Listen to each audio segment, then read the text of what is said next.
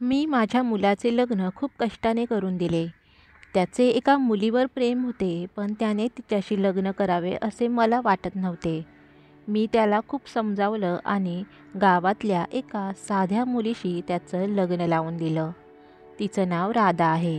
ती मुलगी माझ्या मुलासाठी आणि घरासाठी खूप चांगली आहे, हे मला माहीत होतं. म्हणूनच मी त्या मुलीचे लग्न माझ्या मुलाशी लावले. राधा आमच्या घरी आली. मुलगी कौटुंबिक होती. वडीलधाऱ्या माणसांचा आदर करत होती आणि घरची कामे देखील करत होती. फक्त 10 दिवस झाले लग्नाला आणि या मुलीशी माझ्या मुलाचे लग्न लावून मी चांगले केले असे मला वाटू लागले. माझा मुलगा राघवही खुश दिसत होता. पण त्या रात्रीनंतर माझा विचार बदलला.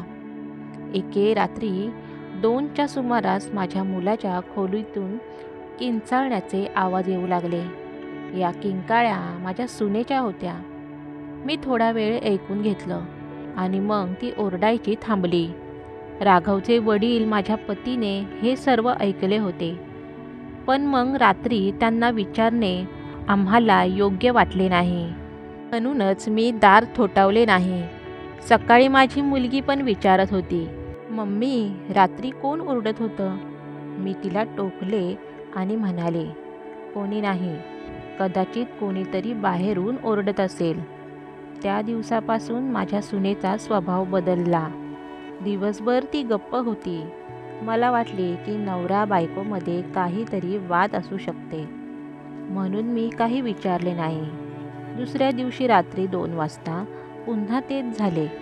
माझ्या मुलाच्या खोलीतून पुन्हा ओरडण्याचा आणि रडण्याचा आवाज येऊ लागला.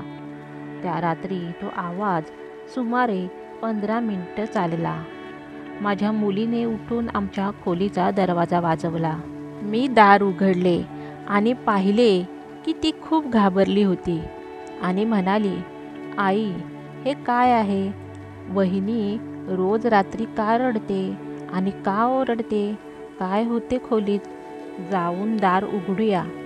मी दाराजवळ जाऊ लागले तेव्हा माझ्या पतीने मला थांबवले आणि म्हणाले, थांब, आता बोलू नकोस. उद्या सकाळी आपण दोघेही बोलू. मला त्या रात्री झोपणे कठीण झाले होते. माझी सून सकाळी लवकर उठून घरची कामे करू लागली. मी सकाळी माझ्या मुलाच्या खोलीत गेले. त्याला विचारले, काय प्रकरण आहे? सून रात्री का रडते? त्याचा चेहरा पूर्णपणे फिका पडला होता. काहीच बोलला नाही. त्याच्या वागण्यातून आणि डोळ्यातून ते स्पष्ट दिसत होतं. तो काही लपवत आहे. त्यांनी त्याला विचारले, पण तो काही बोलला नाही. आणि मी माझ्या सुनेला विचारले. ती काही काम करत होती. नुसतं तिला बघूनच असं वाटत होतं जणू ती रात्री नीट झोपलीच नाही. डोळे स्पष्ट सांगत होते. मी तिला विचारले, काय झाले? रात्री का रडत होतीस? ती म्हणाली, ती कधी रडत होती? नाही, मी झोपले होते आणि मला काही आवाज आला नाही. तुम्ही काय बोलत आहे? त्या खोलीत काय चालले आहे हे एकतर माझ्या सून किंवा माझ्या मुलाला माहीत होते, पण दोघेही काही सांगत नव्हते. पण त्या दोघांच्याही चेहऱ्यावरून ते स्पष्ट दिसत होतं. या दोघांमध्ये काहीतरी दडलेलं आहे. पण काय? आता जेव्हा जेव्हा रात्र येते तेव्हा मला झोप येत नाही, कारण मध्यरात्री पुन्हा तोच प्रकार घडणार होता.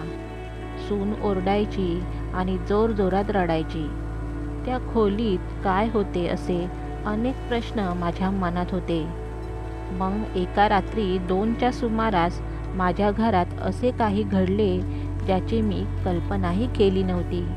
माझी सून रात्री खोलीतून बाहेर आली. आपले कपडे कोठे जातात याची तिला कल्पना नव्हती. तिचे केस मोकळे होते आणि ती घराच्या अंगणात येऊन बसली. जोरजोरात ओरडू लागली. आम्ही सर्व कुटुंबीय बाहेर आलो. माझा मुलगाही घाबरून खोलीबाहेर आला. आमच्या सुनेची अवस्था पाहून आम्ही सगळे घाबरलो. मी माझ्या मुलाला विचारले की हे काय आहे? तो म्हणाला, जरा आई बघ, ती रोज रात्री 2 वाजता असेच करते. मी तुम्हाला काय सांगू? सकाळी मी तिला विचारले तर तिला काहीच आठवत नाही. ती म्हणते मी काही केले नाही. काही वेळाने माझी सून शांत झाल्यावर माझ्या मुलाने तिला खोलीत नेऊन झोपवले. मी विचार करत होते की हे काय आहे. मी माझ्या मुलाला तिला घरी सोडाय सांगितले आणि सकाळी मी तिच्या आईशी बोलेन. सकाळ होताच माझ्या मुलाने तिला कुठल्या तरी बहाण्याने तिच्या घरी सोडले. मी तिच्या आईशी बोलले. तिची आई बोलली, हे काय बोलताय?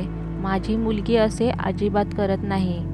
मी जो विचार करून राघवशी तिच्यासोबत लग्न लावून दिले ते होऊ शकले नाही. मला माझ्या सुनेला सोडून आता 20 दिवस झाले. या काळात तिच्या घरून फोन येत राहिले, पण मी त्यांना टाळत राहिले.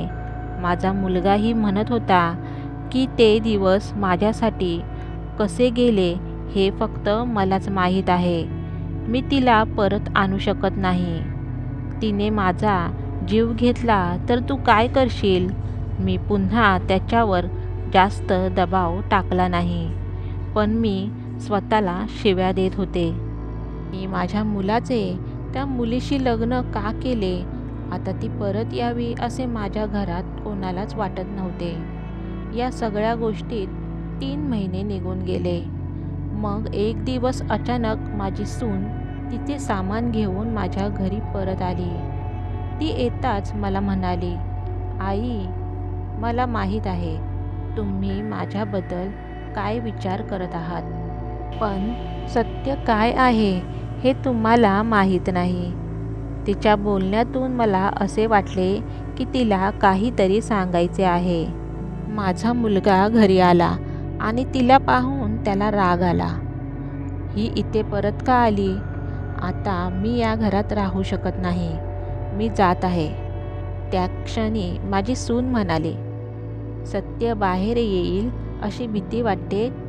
तुम्ही सांगा सगळ्यांना की मी तसं का करत होते. तेव्हा मुलगा म्हणाला, सत्य सत्य काय आहे? तूच वेडी आहेस. सून म्हणाली, आई, आज जर सर्वात जास्त दुःखी आणि त्रासलेली व्यक्ती असेल तर ती दुसरी कोणीही नाही, मी आहे. मी माझ्या पतीचे ऐकले आणि त्याच्यावर विश्वास ठेवला. मी म्हणाले, तुला काय म्हणायचे आहे? मग माझ्या सुनेने जे सांगितले ते ऐकून माझ्या पायाखालची जमीन सरकली. ती म्हणाली की तुमच्या मुलाने मला पहिल्या रात्रीपासून हे नाटक करायला सांगितले होते, पण मी ते मान्य केले नाही. तो म्हणाला की आपण दोघे वेगळ्या मोठ्या शहरात जाऊन राहू आणि मी जर म्हणालो तर माझ्या घरातले ऐकणार नाही. ते मला बाहेर जाऊ देणार नाहीत. पण तू जर असे नाटक केले तर ते घाबरतील आणि मग आपल्याला वेगळे राहू देतील. मी म्हणाले की इथे सगळे चांगले आहे, पण नंतर ते माझ्याशी बोलले नाहीत. तेव्हा मला त्यांच्याशी सहमत व्हावे लागले आणि मी मग सगळे नाटक केल्यावर त्यांनी मला घरी सोडले. तुम्हा सर्वांच्या नजरेत मी वेडी सिद्ध झाले. त्यानंतर माझा फोनही उचलला नाही. मी माझ्या घरी त्यांची वाट पाहत राहिले, पण ते आले नाहीत. मला समजले की त्यांनी मला फसवले, माझ्याशी खोटं बोलले. त्यांना मला त्यांच्या आयुष्यातून दूर करायचे होते. मला हे समजले. आता मी स्वतः त्यांच्यापासून दूर जाईन, पण मला हवे होते की सत्य तुम्हा सर्वांसमोर यावे. माझी सून जे बोलली त्यावर माझा पूर्ण विश्वास होता. माझा मुलगा म्हणाला, तुम्हाला हिला ठेवायचे असेल तर ठेवा. तू मला हव्या असलेल्या मुलीशी लग्न करून दिले नाहीस आणि गावातील एका मुलीशी करून दिले. ती इथून जावे असे मला वाटत होते. आजही मी तिला माझी पत्नी मानत नाही. मी माझ्या मुलाला बोलले, तूच ठरव की तुला या घरात राहायचे आहे की नाही. माझी सून तर या घरातच राहणार आणि जो तिला तिचे हक्क आणि सन्मान देत नाही तो या घरात राहू शकत नाही. तू असे षडयंत्र करू शकतो, तेही फक्त आपल्या आईकडून बदला घेण्यासाठी. एका निष्पाप मुलीला काहीही करायला सांगितलेस, पण बेटा तू तिला जे करायला सांगितलेस तिने ते केले. कोणाचा पण विचार केला नाही. तिने स्वतःचा पण विचार केला नाही. तिने फक्त तुझा विचार केला. अशी बायको कुठे मिळेल? तू खूप दुर्दैवी व्यक्ती आहेस जो या मुलीला सोडून देतो. मी माझ्या मुलासाठी हिरा निवडला याचा मला खूप आनंद झाला, पण कदाचित माझा मुलगा तिच्या लायकीचा नव्हता. मी माझ्या सुनेला प्रेमाने मिठी मारली. माझा मुलगाही कुठे गेला नाही. काही काळ नक्कीच राग आला होता, पण त्या मुलीवर प्रेम केल्याशिवाय कसे जगता येईल हे मला माहीत होते. शेवटी हळूहळू सगळं सुरळीत व्हायला लागलं.